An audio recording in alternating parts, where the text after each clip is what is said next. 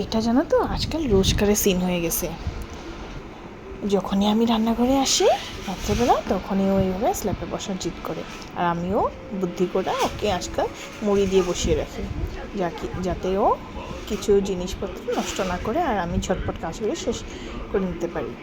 এই দেখো, আমি সকালের জন্য সবজি কাটতে নিয়েছিলাম, ও আমার সাথে বরবটিগুলো ছিঁড়তেছে। দেখো, ছিঁড়ে সুন্দর করে বাটির মধ্যে রেখে দিয়েছিল। কারণ ওকে তো আমি আর চাকুতে পারবো না, তাই ও এইভাবেই বরবটিগুলো ছিঁড়ে দুই টুকরো তিন টুকরো করে করে বাটির মধ্যে রেখে দিয়েছে। দেখো, আমি জানো তো ওকে কোনো দিন বুকসের জন্য জিদ করি না, যে বুকস নিয়ে বসতে হবে, কালার নিয়ে বসতে হবে। ও যখন ইচ্ছা করে তখন ও বুকস কালার্স নিয়ে বসে, আর যখন ইচ্ছা করে না তখন এইভাবে আমি ওকে খেলতে দিয়ে দিই। পড়াশোনার লেগে তো অনেক সময় আছে, এখন থেকে আর কি আর চাপ দিব।